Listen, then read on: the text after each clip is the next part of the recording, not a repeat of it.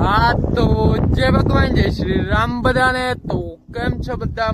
મજામાં ને? તો સ્વાગત છે મારા નવા વ્લોગમાં. તો આજે મિત્રો હું છું કઈક આવા રસ્તા ઉપર. તો આજે આપણે જવું છે આવડમાના મંદિરે દર્શન કરવા. જો આમ પ્રોપરી જંગલમાં આવ્યું, આખા જંગલમાં. અને આ છે મારો ભાઈ પ્રદીપ છેલ્લું. હું કે પ્રદીપભાઈ મજામાં ને? મજામાં.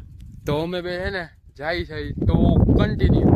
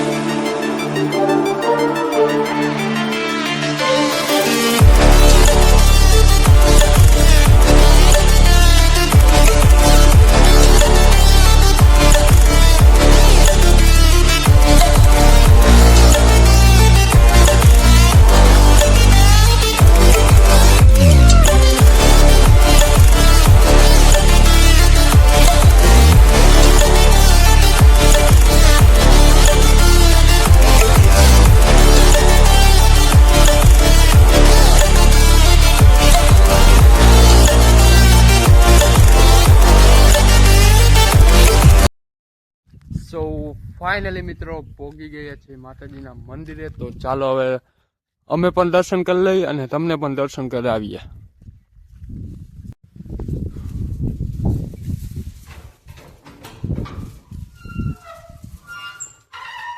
જય માતાજી.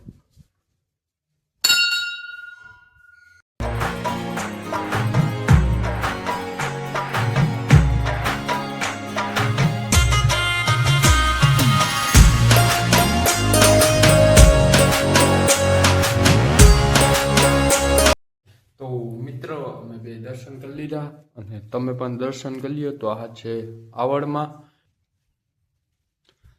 અને મિત્રો હું તમને એને આજુબાજુનું લોકેશન બતાવી દઉં. મિત્રો આખું બાજુ જંગલ. મેં તમને પેલા એમ કીધું એમ જુઓ,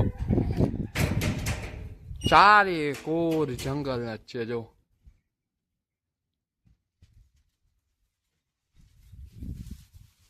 અહીંયા હે ને મિત્રો પેલા ખાયણું હાલતી બધે ડંગડા ને પડ્યા ને પેલા ખાયણું હતી બધી.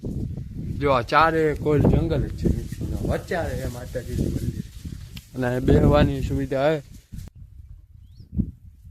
તો મિત્રો આવી કઈક જગ્યા છે અને ચારે કોર મિત્રો જંગલ ને જંગલ છે. મજા આવે એક રીતે અહીંયા.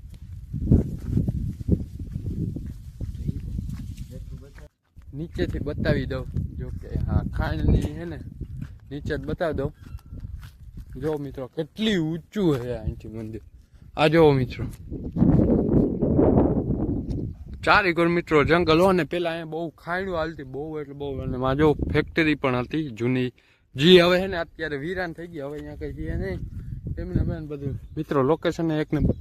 અને અહીંયા છે ને મિત્રો કેટલી વાર દીપડા ને સિંહ જોવા મળે. જો કેટલી વાર એવું કઈ નહીં. અત્યારે પણ એકાદો હશે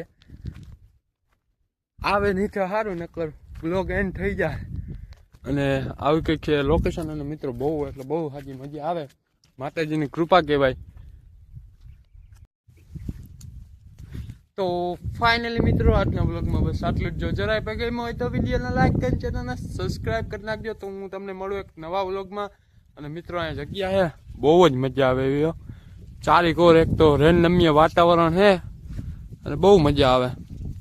તો મળીએ એક નવા વ્લોગમાં. બધાને જય ભગવાન જય શ્રી રામ.